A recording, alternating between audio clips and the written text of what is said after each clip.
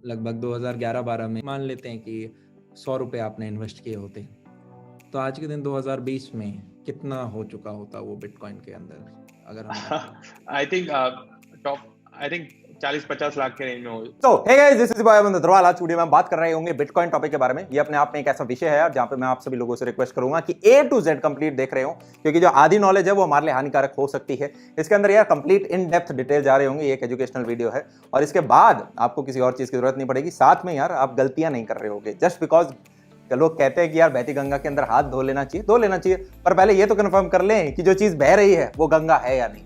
इसके अंदर यार काफी हम फैक्ट जानेंगे। पहले तो यार मैं इसकी बुराई करूंगा कि ओके इसकी बुरी चीजें क्या हैं, फिर मैं आपको इसकी अच्छाई बताऊंगा कि क्या ये लीगल है या बेनिफिट क्या है इसके ओरिजिन के बारे में बात करेंगे। अरे भाई, जरूरत क्या पड़ गई कि हमें बिटकॉइन को इंट्रोड्यूस करना पड़ा? क्या हमारे बैंकिंग सिस्टम सफिशिएंट नहीं थे? क्या क्रेडिट कार्ड डेबिट कार्ड से हमारा काम नहीं चल रहा था? ये बिटकॉइन को क्यों इंट्रोड्यूस करना पड़ा? अच्छा, ये जो बिटकॉइन हो गया है अब इंट्रोड्यूस, क्या ये अपने आप में करेंसी है? करेंसी मतलब जैसे डॉलर एक करेंसी है, रुपए एक करेंसी है, क्या बिटकॉइन को एज अ करेंसी में इस्तेमाल कर सकता हूं? और अगर करेंसी नहीं है तो क्या ये एक एसेट है?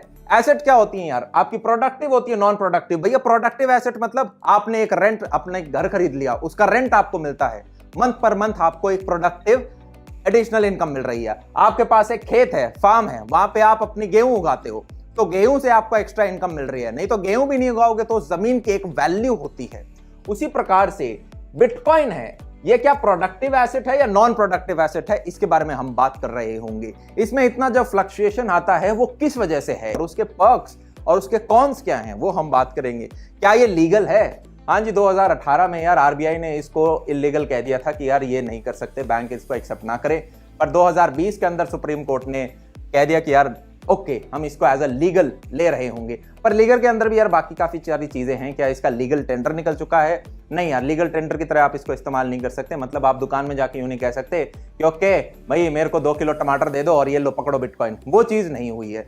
पर उसका मतलब ये नहीं कि वो एक खराब चीज है, ठीक है। वो तो आप ऐसा भी नहीं करते कि अपने इंडेक्स फंड, अच्छा भाई मैंने इंडेक्स फंड में इतना पैसा लगा रखा है, ऐसा करो मेरे इंडेक्स फंड का ये ले लो और उसके बदले मेरे को 5 किलो दे दो। वो भी नहीं हो रहा होता। बेनिफिट्स की भी हम बात कर रहे होंगे, क्या क्या फायदा होता है और क्या आपको इन्वेस्ट करना चाहिए। शुड यू इन्वेस्ट का तो उत्तर मैं दूंगा नहीं, वो वहां पे लिख रखा है, पर वो आपकी पर्सनल चॉइस होगी। मैं इतना होमवर्क जरूर कर दूंगा कि यार इसमें आपको इतने अच्छे से समझ में आया। और ये जो समझाने वाला प्रोसेस है, यहाँ पे सिर्फ ऐसा नहीं कि मैंने खुद का अपना ज्ञान यहाँ पे जोड़ दिया है, मैंने ऐसे ऐसे व्यक्तियों के साथ यार यहाँ पे बात भी करी है जो कि खुद फाउंडर्स हैं आपके क्रिप्टो करेंसी एक्सचेंज कंपनीज के। 80-100 साल पहले गोल्ड रश था, जहाँ पे जो भी उस टाइम पे थे उनको सब, वो लोग सब अर्ली मूवर्स थे कि आ गए और उन्होंने गोल्ड जो भी उस टाइम पे ले सकते थे ले लिया और गोल्ड का पोर्टफोलियो बनाया। उसके बाद हो गया रियल एस्टेट। आज के डेट में आप रियल एस्टेट के बारे में सोचोगे भी नहीं, क्योंकि रियल एस्टेट खरीदने के लिए पूरा लाइफ चला जाएगा उतने पैसे बनाने के लिए। लेकिन 70s और 80s में जो थे, उन्हें रियल एस्टेट उनके लिए फर्स्ट मोर एडवांटेज था, चीप में मिल रहा था और उन्हें पता था कि लिमिटेड है, ले लेते। फिर आ गया इंटरनेट 2000 में। इंटरनेट भी ऐसे ही हुआ, बहुत सारी कंपनीज बने। आज के डेट में आप जो बड़े बड़े कंपनी, गूगल देख रहे हो, अमेजॉन देख रहे हो, वो सब 1995 में सब बने हुए और इनका भी अर्ली मूवर एडवांटेज था। अब इस जनरेशन के लिए अर्ली मूवर एडवांटेज है क्रिप्टो। आज के 10-20 साल बाद जो जनरेशन होगा वो बोले अरे यार क्या टाइम था, उस टाइम पे क्रिप्टो में ये लोग पहले थे।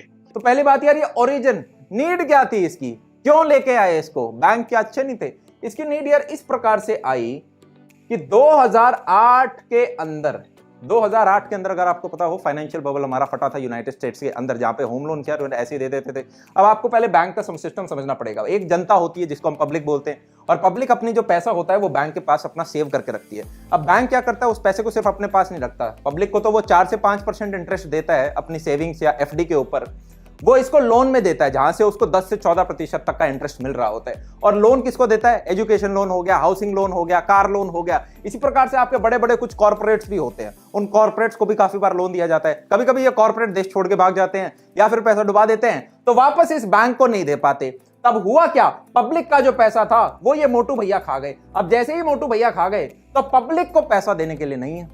अब जैसे ही पब्लिक को पैसा देने के लिए नहीं है, बैंक डूब चुका है। अब ऐसे में एक सुपरमैन आता है और ये रहे वो सुपरमैन, एस फॉर सरकार। सरकार क्या करती है यार कि अरे यार ये बैंक डूबने नहीं चाहिए, मैं इसमें पैसे डाल देती हूं। और सरकार पैसे कहां से लाई थी?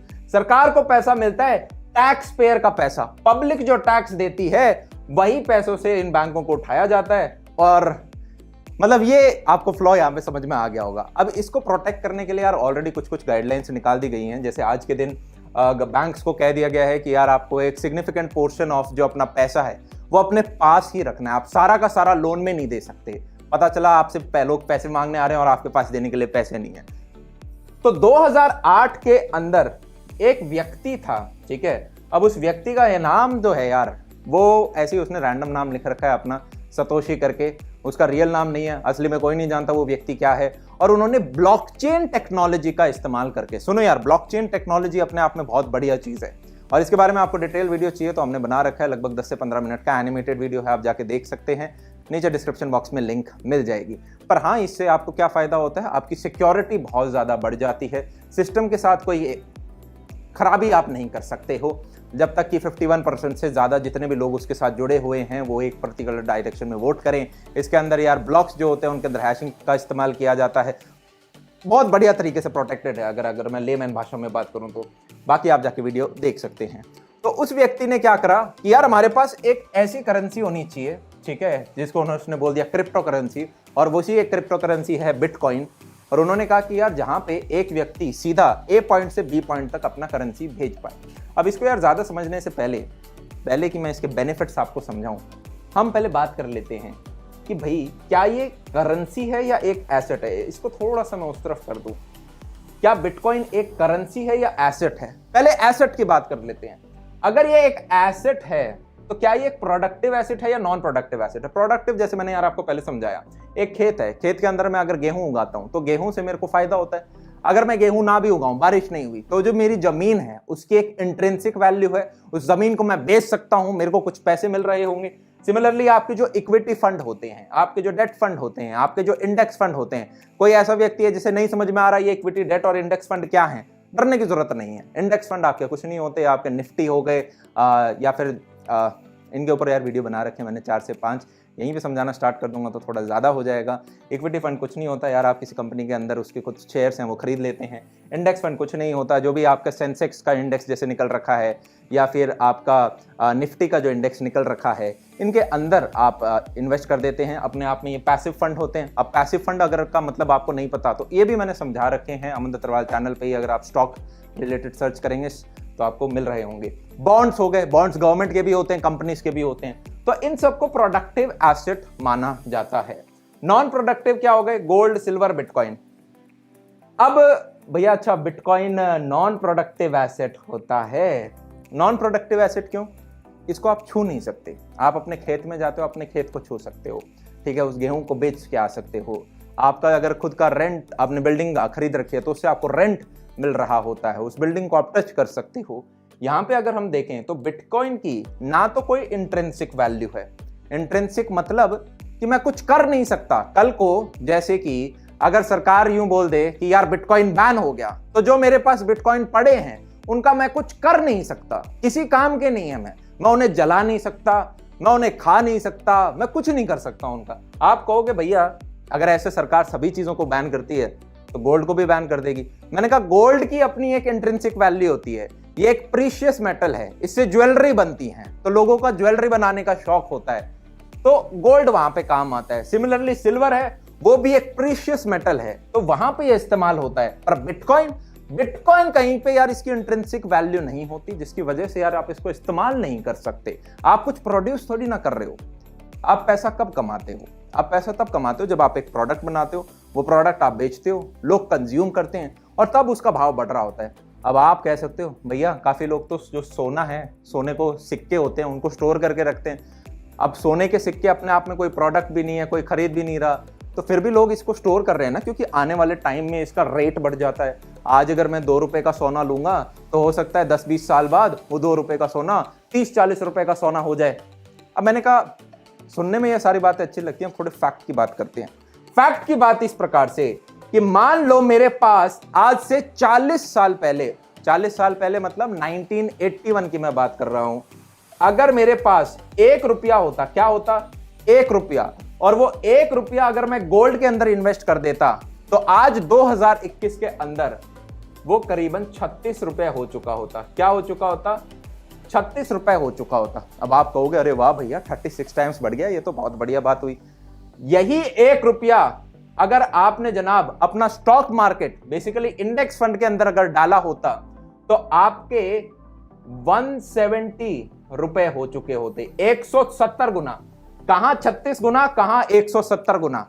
अब आपको लग रहा होगा 36 भी बहुत ज्यादा है भैया, 170 स्टॉक में पता नहीं रिस्क विस्क होता होगा, गोल्ड अपना सेफ है। ऐसा कुछ नहीं है। अगर आप अपना एफडी के अंदर डाल देते ना, किसमें डाल देते, एफडी के अंदर, तब भी आपका 26 गुना रुपए हो जाता।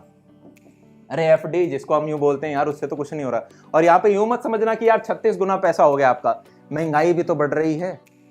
जो आपकी इन्फ्लेशन है, सेबी ने कह रखी है 4 ± 2%, 6% की वो इन्फ्लेशन, उसको तो हमने ऐड किया ही नहीं। ये जो 1 रुपया है, ये भी तो 10 रुपए हो गया, महंगा महंगा हो के। तो अगर आप देखोगे, ठीक है, तो गोल्ड जो है, और यहां पे आप एक चीज और समझिए, ये 36 रुपए भी नहीं होता अगर बीच में कोरोना ना आता।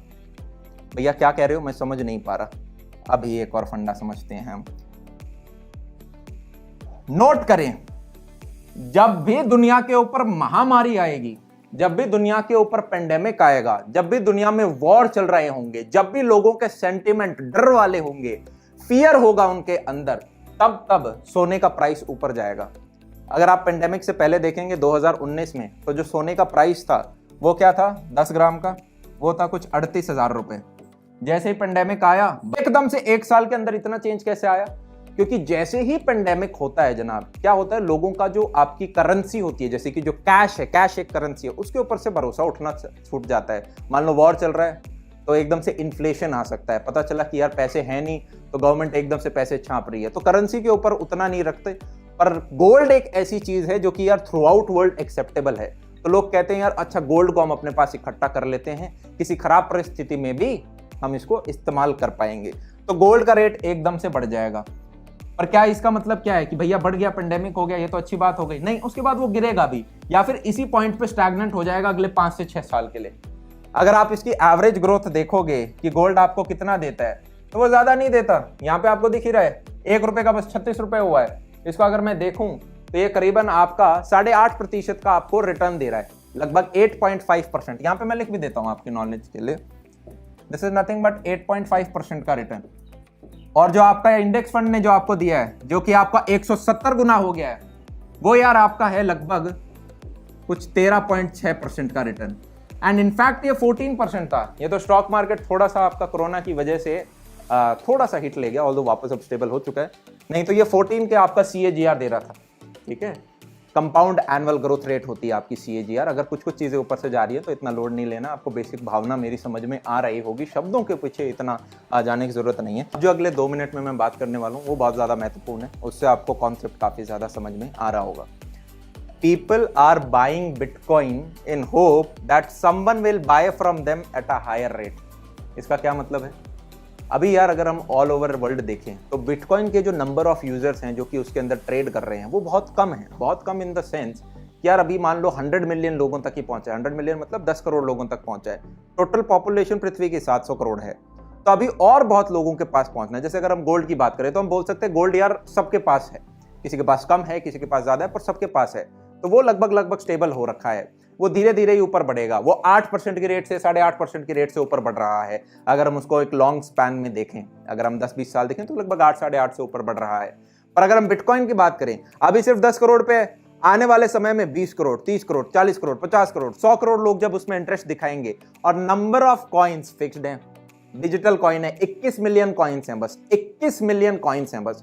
तो वो जो आज जो प्रेजेंट वैल्यू है एक बिटकॉइन की, वो और बड़ी होती जाएगी, वो और बड़ी होती जाएगी। तो लोग सोच रहे हैं अरे यार हम अपने पास अभी स्टोर करके रख लेते हैं, 4 साल 5 साल में 2 गुना, 3 गुना, 4 गुना, 5 गुना, 10 गुना हो जाएगा, और फिर उस चीज को हम सेल कर रहे होंगे और वहां से बेनिफिट मिल रहा होगा।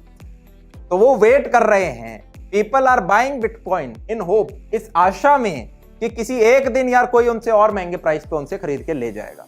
अब यहाँ पे एक चीज आप समझने की कोशिश करें, क्या कि मान लो यार एक रियल स्टेट होती है, ठीक है। रियल स्टेट में अगर यार कुछ भी नहीं चल रहा तब भी मैं उसको बेच सकता हूँ, उसके खरीदार आपको मिलेंगे। मान लो 100 रुपए की मेरी एक बिल्डिंग है, अब 100 रुपए में नहीं बिक रही तो 90 में बिक जाएगी, हद से हद 80 में बिक जाएगी, पर कोई ना कोई खरीदार मुझे मिल जाएगा 20% के लॉस पे। अगर बिटकॉइन के केस में यार मार्केट क्रैश करता है तो हो सकता है आपको बायर ही ना मिले, कोई खरीदने वाला ही ना मिले, आपका कैश आउट ही ना हो रहा हो सकता है, हाँ या ना। तो वहां पर यार आपको एक दिक्कत हो, आपका सोना है, आप ज्वेलरी बना सकते हो, ज्वेलरी बना के बेच सकते हो, हो सकता है आपको 100 रुपए की ज्वेलरी के कोई 70 रुपए ही दे, 60 रुपए दे, पर फिर भी आपको कुछ कैश आउट मिल जाएगा। फिर अब बात करते हैं कि क्या बिटकॉइन एक करेंसी है। अब करेंसी क्या होती है यार अपने आप में? क्या मैं बोल सकता हूँ रुपया एक करेंसी है, डॉलर एक करेंसी है, यूरो एक करेंसी है? क्या आपने कभी रुपये पे रुपया इन्वेस्ट किया है? क्या आपने डॉलर पे रुपए इन्वेस्ट किए हैं? क्या आपने यूरो पे रुपए इन्वेस्ट करे हैं? क्या हम कभी भी करेंसी के ऊपर इन्वेस्ट करते हैं? नहीं करते ना। बड़ी अजीब सी बात लग रही है। तो अगर बिटकॉइन एक करेंसी है तो फिर हम उसके ऊपर इन्वेस्ट क्यों करें? पहला क्वेश्चन तो एक ही आता है। मैं अभी कुछ भी स्टेटमेंट नहीं दे रहा, मैं तो बस नॉर्मल बातें कर रहा हूँ आपके साथ। मैं बस कुछ चीजें अवेयर कर रहा हूँ। जो भी ये चीज आपको करना चाहे, मैं कोई स्टेटमेंट यहाँ मार ही नहीं रहा, ठीक है? बहुत सेफ खेल रहा हूँ मैं, कहीं आप में से कोई गलत समझ जाए। साथ में यार ये टू वॉलेटाइल है। टू वॉलेटाइल का मतलब कि मान लो ये मेरे जो स्पेक्स हैं अभी 600 रुपए के हैं, मैं शाम को जाऊंगा तब भी 600 रुपए के होंगे, मैं 2 दिन बाद जाऊंगा तब भी 600 रुपए के होंगे, मैं 1 साल बाद जाऊं तो हो सकता है 650 रुपए के हो जाए, महंगाई बढ़ जाए, इन्फ्लेशन जो होता है हमारा। पर अगर वैसे तो एक बिटकॉइन की यार अभी वैल्यू लगभग 29-30 लाख चल रही है, पर एक सेकंड के लिए मान लो कि एक बिटकॉइन की वैल्यू है 600 रुपए अभी, तो अभी मैं गया तो मेरे को एक बिटकॉइन का मिल गया ये चश्मा, पर मैं शाम तक जाऊं तो हो सकता है कि मुझे 1.2 बिटकॉइन का मिल जाए, 3 दिन बाद जाऊं तो हो सकता है यही 1.5 बिटकॉइन का हो जाए, 7 दिन बाद जाऊं तो हो सकता है ये 0.8 बिटकॉइन का हो जाए। तो बहुत ज्यादा फ्लक्चुएट हो रही है। तो इसलिए करेंसी के लिए अब आप कह सकते हैं भैया फ्लक्चुएट इसलिए हो रही है क्योंकि नए नंबर ऑफ यूजर आ रहे हैं। आपका जो लोग बिटकॉइन के बारे में जानते हैं, जो उसमें ट्रेड कर रहे हैं, वो लोग बढ़ रहे हैं, जिसकी वजह से अभी ये स्टेबल। मैंने कहा ठीक है। दूसरा यार रीजन ये है कि अभी ये गवर्नमेंट ऑफ इंडिया से बैक्ड नहीं है। बैक्ड मतलब कि सरकार ने नहीं कहा कि मैं इसको मान्य दे रही हूं। मान्य इन द सेंस कि आप यूं कह सकते हो कि भैया जो मेरा कैश है, कैश की कोई इंट्रिंसिक वैल्यू थोड़ा ना होता, वो तो पेपर होता है, उसको जला दो, उसकी कोई इंट्रिंसिक। गोल्ड का तो जैसे मैंने कह दिया था, गोल्ड की तो आप ज्वेलरी बना सकते हो, ये एक एक्सपेंसिव मेटल है। पर कैश की क्या वैल्यू है? मैंने कहा कैश की वैल्यू है क्योंकि उसके पीछे सरकार का साइन हो रखा है। सरकार ने कह रखा है कि इस पत्ते का मतलब, ये जो आपका पास पीस ऑफ पेपर है, इस पीस ऑफ पेपर की वैल्यू 2000 रुपीज है। तो कल को जैसे डीमोनेटाइजेशन भी हुआ, तो डीमोनेटाइजेशन जब हमारा हुआ था तो पुराने नोट जब उन्होंने कहा कि यार 500 और 1000 के नहीं चलेंगे, तो ऐसा नहीं था कि 500-1000 खत्म हो गए तो अब आपने जिंदगी भर की सेविंग्स थी वो नील बटा सन्नाटा। नहीं, सरकार ने कहा हम इसके बदले आपको नए नोट देंगे। तो इसे बोलते हैं बैकिंग बाय गवर्नमेंट, इसे FIAT फियाट भी बोलते हैं। यार एक पॉइंट यार मैं जो कवर नहीं कर पाया, गवर्नमेंट ऑफ इंडिया बिटकॉइन को सपोर्ट करेगी या नहीं करेगी। अब इसमें यार देखो, वो तो मैं कुछ तर्क बताना चाहूँगा। मान लो प्रोडक्टिव एसेट में जब अपना आप पैसा इन्वेस्ट करते हो, आपने किसी म्यूचुअल फंड के अंदर डाला, इक्विटी फंड हो गए, इंडेक्स फंड हो गए, ये सारे फंड्स हैं, या किसी बॉन्ड के अंदर आप पैसा डाल रहे हो, तो अगर आप लॉन्ग टर्म के लिए डालते हो तो सरकार आपको टैक्स एग्जम्पशन भी देती है उनके ऊपर। क्यों? क्योंकि सरकार भी चाहती है कि आप अपना पैसा इन कंपनियों के ऊपर लगाएं। जैसे ही आप इन कंपनियों के ऊपर लगाएंगे, ये कंपनियां ही आगे जॉब देती हैं, तो जो पैसा है वो सर्कुलेट हो रहा है सिस्टम के अंदर, जो कि गुड है इकोनॉमी के लिए। पर जैसे ही आप अपना पैसा एक नॉन प्रोडक्टिव एसेट के अंदर डालते हो, स्पेशली जैसे कि बिटकॉइन हो गया, तो उस पर्टिकुलर सिनेरियो, क्रिप्टो करेंसी हो गई, वहाँ पे आपने अपना पैसा ब्लॉक कर दिया। आप उम्मीद कर रहे हो कि फ्यूचर में वो बढ़ेगा, तो आपने अपना पैसा रोक के रख दिया। अब ना तो वो सर्कुलेट हो रहा है, समझ रहे हो, उससे किसी सेकंड पार्टी, थर्ड पार्टी को फ़ायदा भी नहीं हो रहा है, सरकार को फ़ायदा नहीं हो रहा है। तो इसलिए ये एक तरह से सरकार को नुकसान है, इकोनॉमी के लिए गुड नहीं है। इसलिए यहाँ पे हो सकता है कि कुछ एक्शन या फिर सपोर्ट ना मिल रहा हो बैकिंग गवर्नमेंट द्वारा। ऐसा कभी भी बिटकॉइन के केस में नहीं कर रखा। मान लो कल को एक ऐसी परिस्थिति आती है कि सरकार ने इसको बैन कर दिया, तो वहां पे यार अगर आपके पास अगर जैसे 2-3 बिटकॉइन हैं, तो आप सरकार से उसके यूं नहीं मांग सकते कि यार इसके आप मेरे को पैसे दे दो, बैन तो आपने कर दिया, चलो ठीक है, पर इसका पैसा दे दो। गायब तो गायब। अब मैं ये नहीं कह रहा कि ये इलीगल है, ठीक है, मैंने बैन जस्ट फॉर एग्जांपल लिया। 2018 में लगा था इसके ऊपर बैन, और 2020 के ऊपर जो सुप्रीम कोर्ट था वो उसने हटा भी दिया था। मैं बस फॉर एन एग्जांपल आपके सामने वो चीज रख रहा हूं। थर्ड यार, फिक्स्ड नंबर ऑफ बिटकॉइंस है, मतलब 21 मिलियन बिटकॉइंस हैं बस। अब अगर आपने यार देखा होगा तो यूनाइटेड स्टेट्स के अंदर इस पेंडेमिक के दौरान वहां की सरकार ने बहुत सारा पैसा प्रिंट किया है, हमारी जो इंडियन गवर्नमेंट है वो बहुत सारा पैसा प्रिंट कर रही है। तो गवर्नमेंट ऑफ इंडिया जो है, आपकी जो सेंट्रल बैंकिंग अथॉरिटी है, उसके पास यार ये पावर होती है कि यार वो और पैसा प्रिंट कर सके डिपेंडिंग अपॉन इकोनॉमी कैसे चल रही है, या फिर वो डीमोनेटाइज कर सके। पर जैसे ही बिटकॉइन आ जाता है, सरकार के हाथ से ये पावर चली गई। अब ना तो गवर्नमेंट और पैसा प्रिंट कर सकती है, ना वो अपना रिमूव कर सकती है। तो ना वो इन्फ्लेशन को कंट्रोल कर सकती है, ना वो डिफ्लेशन, वो महंगाई को कंट्रोल ही नहीं कर सकती। अब आप चीज समझ पा रहे हो? तो आपने गवर्नमेंट से अथॉरिटी ले ली, तो एक तरह से एडवांस जाने की वजह, इससे अच्छा तो यार गोल्ड भी ठीक था जो पुराने जमाने में था, उसी को यूज कर लेते फिर हम। आपको कुछ चीज समझ पा रहे हो मैं क्या बोलने की कोशिश कर रहा हूँ? अब ये यार इसके थोड़े से नेगेटिव्स हो गए, और अगर मैंने गलती से नेगेटिव्स थोड़े नेगेटिव तरीके से प्रेजेंट करे तो उसके लिए माफी, मैं तो बस अवेयर करने की कोशिश कर रहा हूँ। अब बेनिफिट्स की बात करते हैं। क्या ये लीगल है? हाँ जी, पूरा लीगल है, पूरा लीगल है। 2018 के अंदर आरबीआई ने इसको बैन किया था, बैंकों को मना कर दिया था कि भाई ऐसी कोई वर्चुअल ट्रांजैक्शन के अंदर हम भरोसा नहीं रखते, ये मत करना, सजा होगी तुम्हें। चैलेंज किया, 2 साल के करीबन केस चला। अब 2020 के अंदर सुप्रीम कोर्ट ने कहा कि यार ये लीगल है। अब लीगल के अंदर यार एक और चीज होती है, क्या इसको लीगल टेंडर मिल चुका है? लीगल टेंडर मतलब क्या मैं इससे जाके 5 किलो टमाटर खरीद सकता हूं? नहीं खरीद सकते, ठीक है। आप अपना कैश आउट कर सकते हो कि यार मैंने इतना बिटकॉइन लिया था, अब मुझे बैंक से कैश आउट मिल जाए, मतलब मैं अपने बिटकॉइन दे रहा हूं तो जो पैसा है वो मेरे बैंक के अंदर आ जाए, वो लीगल हो गया है। पर आप इससे जाके चाहो कि मैं 5 किलो टमाटर ले लूं, तो वो नहीं हुआ। फंड है, इंडेक्स फंड का इतना सा ले ले और मेरे को 5 किलो टमाटर दे दे। तो लीगल टेंडर तो यार काफी सारी चीजों के नहीं निकल रखे, उसका मतलब ये नहीं है कि ये इलीगल है। आई होप हमें ये चीज समझ में आ रही हो। अब हम बात कर लेते हैं यार कि इसके बेनिफिट्स क्या हैं। अब बेनिफिट्स यार जो यूजुअली हम बताते हैं वो ये होता है कि यार पहला, ऑल्दो इसको ये यूटिलाइज इतना ज्यादा नहीं किया जाता, कि मान लो मैं अमन हूँ और अमन किसी दूसरे व्यक्ति बी को पैसा भेजना चाहता है, तो आज के दिन जब भी हम पैसा भेजते हैं, चाहे आप अपना फोन पे के थ्रू भेजें, चाहे अपना इंस्टेंट मनी ट्रांसफर कर रहे हो, चाहे आप कुछ भी करें, जैसे भी आप पैसा भेजेंगे, आप सीधा पैसा नहीं भेज रहे होते, आपका बीच में एक अथॉरिटी होती है जो कि होते हैं आपके बैंक्स। आपके बैंक्स है ना, आपस में बात करते हैं। तो मान लो मैंने भेजा एक्सिस बैंक को, तो एक्सिस बैंक जो इस व्यक्ति का बैंक है उसको बोलेगा अरे भाई आंध्रा बैंक सुन, ये एक रिक्वेस्ट आई है, और फिर यहाँ पे इस प्रकार से ऐसे पैसे जा रहे होते हैं। बेसिकली ए से बी आपके बीच में बैंक्स होते हैं। अब बिटकॉइन ने क्या करा है, इन बैंक्स को हटा दिया, इन बैंक्स को हटा दिया। अब जैसे ही बैंक को हटाया तो इसका फायदा भी है और नुकसान भी है। फायदा यह है कि मान लो आपको अपना पैसा देश के बाहर भेजना है, तो देश के बाहर जब पैसा भेजते हैं तो यार उसमें कभी कभी समय लग जाता है, दिनों का समय लग जाता है, क्योंकि बीच में आपकी गवर्नमेंट की 3-4 लेयर आती हैं, आपका जो पैसा होता है वो फॉरेन एक्सचेंज हो रहा होता है। पर जैसे ही आप बिटकॉइन के माध्यम से भेजते हैं तो जो दिनों में काम होता था वो मिनटों और सेकंडों में काम होना स्टार्ट हो जाता है। तो पहला बेनिफिट तो ये है। प्लस साथ में जैसे ही आप पैसा बाहर भेजते थे तो काफी सारा आपका यार परसेंटेज कटता था ट्रांजैक्शन का, ठीक है। जैसे वो लेयरों के थ्रू जा रहा होता था तो आप 100 रुपए भेज रहे हो, पता चला 4 से 5 रुपए आपके कट गए, 10 रुपए तक आपके कट रहे हैं टैक्सेस के अंदर। यहाँ पे आपका वो यार उतना पैसा नहीं कट रहा होता है। तो एक बेनिफिट तो ये हो गया। अब इसका एक नुकसान क्या है? नुकसान ये है कि यार जो भी व्यक्ति होते हैं, ए अभी जैसे बैंक को पता होता है कि ए अमन है, बी भावेश है, पर जैसे ही आप बिटकॉइन की दुनिया में आते हैं तो ए अब ए नहीं है, ए कुछ भी हो सकता है। ए हो सकता है 1023 और बी कुछ भी हो सकता है, ये हो सकता है 1182, ठीक है। तो अब 1023 से 1182 पैसा जा रहा है।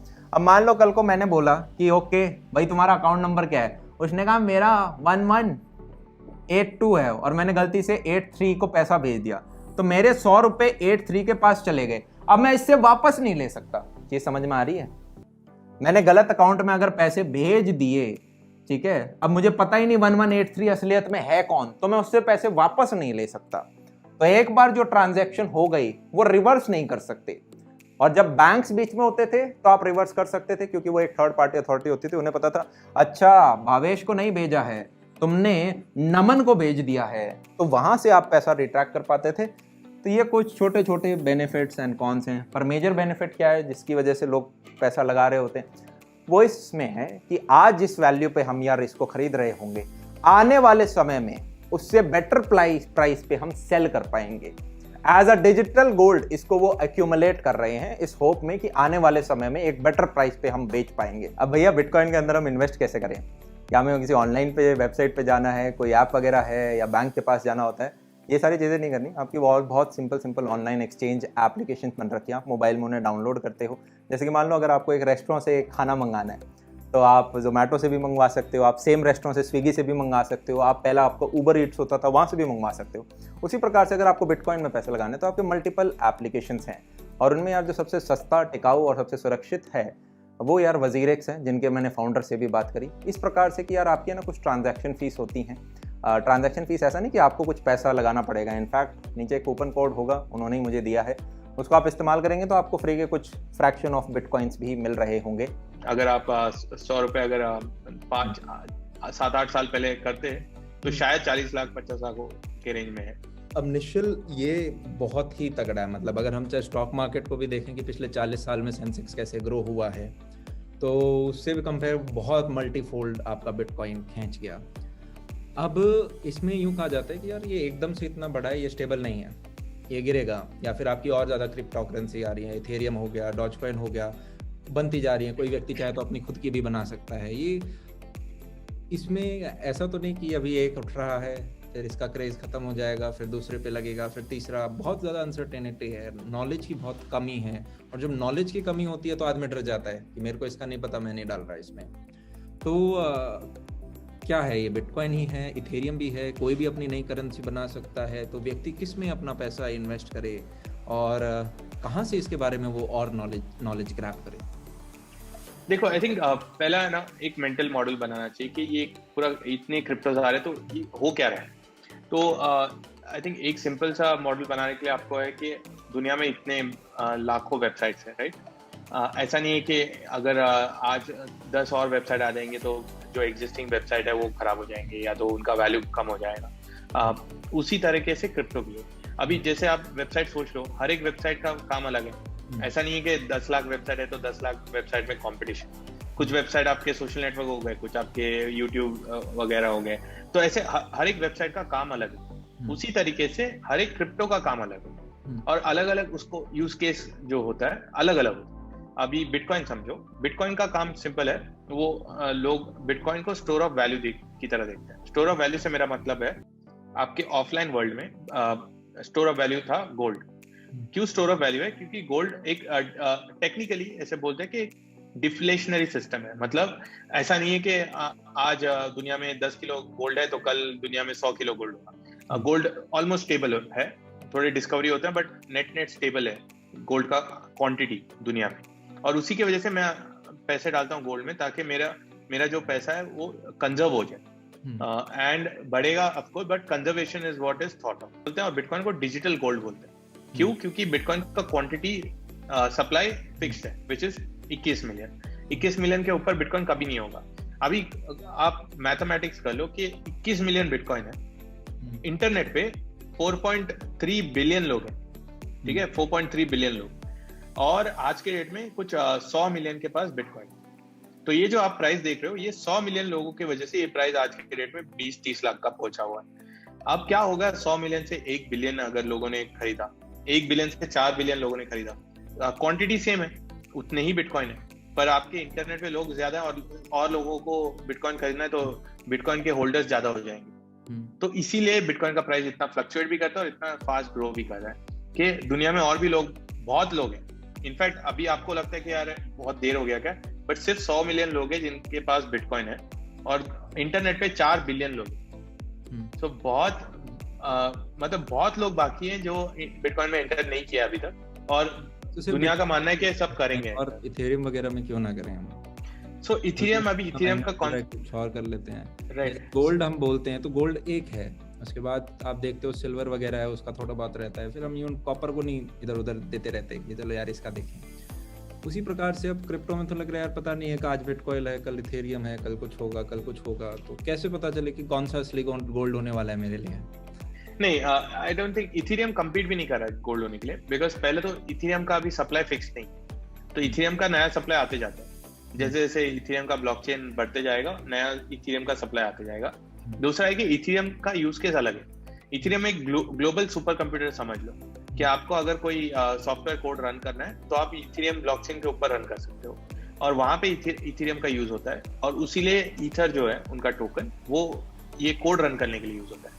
तो उसका यूज केस बहुत अलग है। सेम वे अलग अलग टोकन्स का अलग अलग यूज केस है, और उसके हिसाब से आपको रिसर्च करना पड़ेगा कि ये टोकन क्यों यूज हो रहा है।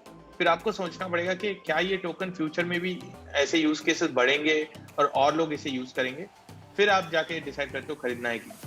सो बिटकॉइन का टेक्निकली कोई कंपटीशन है नहीं। हमारा जो INR है सबसे बढ़िया है, आपके पास UPI है, आप इंस्टेंटली ट्रांसफर कर सकते हो, फ्री में कर सकते हो 24/7, तो उसे रिप्लेस करने की कोई जरूरत नहीं है। लेकिन अगर आपको ऑनलाइन किसी को टिप करना है तो टिपिंग आप नहीं कर सकते आज के दिन। मैं एक सिंपल सा एग्जांपल दे रहा हूँ। या तो समझो आपको आपके यूट्यूब चैनल पे हर एक आज के डेट में लोग आपको लाइक और कमेंट करते हैं, लेकिन अगर आप चाहते हो कि कोई आपको सिंपल स्मॉल अमाउंट टिप कर पाए, ठीक है, अभी अगर आप 1 रुपया 2 रुपया अगर आप करोगे फिर भी ज्यादा है। व्हाट इफ 1 पैसे टिप करना, आप नहीं कर सकते आज के डेट में, उतना छोटा यूनिट में जा नहीं सकते। लेकिन क्रिप्टो में आप स्मॉलेस्ट ऑफ यूनिट में ब्रेक करके आप बोल सकते हो कि एवरी पेज व्यू का कोई मुझे 0.001 रुपीज दे दे, और वो पॉसिबल है क्रिप्टो। जैसे मैं आपको आप कह रहे हो कि मेरा जो बच्चा मुझे देख रहा है, मान लो उसे फ्री में एजुकेशन मिल रही है, खुश होकर वो 2 रुपए डालना चाहता है, तो वो सीधा डाल सकता है, यूट्यूब अपना कोई कमीशन नहीं काट पाएगा। हम उसे सिर्फ फ्यूचर के बताएंगे कि फ्यूचर में ये हो सकता है,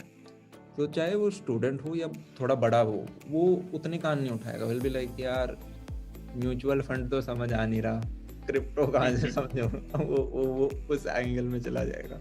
Then he'll be like, okay, नहीं, बट आई थिंक मैं एक बोलता हूँ, एक्चुअली हम ऐसा सोचते हैं, लेकिन क्रिप्टो एक ऐसा चीज है जो ज्यादा लोग म्यूचुअल फंड और ये सब उन्हें समझेगा नहीं, लेकिन क्रिप्टो समझ जाता है। क्यों पता है? क्योंकि ये एक नया टेक्नोलॉजी है और ये इंटरेस्टिंग है। समझ और ना समझ, right, end of the day आपके इंटरेस्ट पे।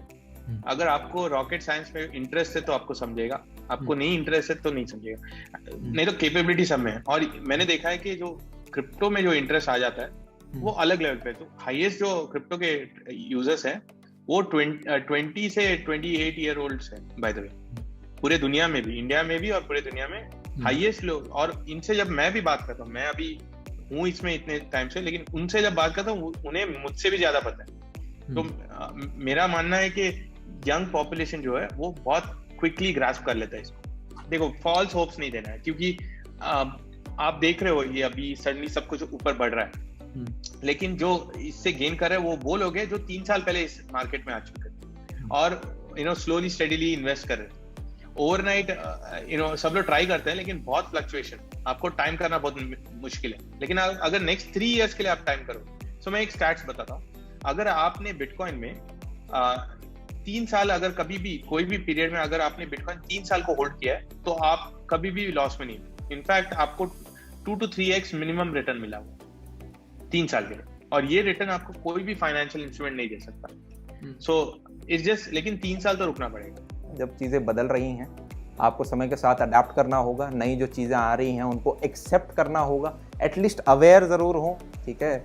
और कभी भी कोई ऐसी चीज़ जिसके बारे में आप ज़्यादा नहीं जानते उससे एक्साइटेड ना हो, पहले उसके बारे में अच्छे से जान लें, रिसर्च वर्क कर लें और उसके बाद उसकी तरफ जा रहे हों, ठीक है। तो तब तक के लिए आई होप आप सब बढ़िया करें अपने ज़िंदगी के अंदर। Love you all, take care, Siya. अगर आपको मेरी तरफ से स्टॉक मार्केट से रिलेटेड कुछ और वीडियोस चाहिए तो मैंने 4 ऑलरेडी बना रखे हैं, आप उन्हें देख सकते हो।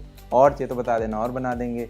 बिटकॉइन पे ही और चाहिए तो यार हसलर्स बे चैनल के ऊपर मैं रिस्पेक्टिव आपके जो भी कमेंट्स होंगे उसके रिगार्डिंग वीडियोज़ भी डाल रहे होंगे, कोशिश कर रहे होंगे। तब तक के लिए love you all, Siya, take care, bye bye.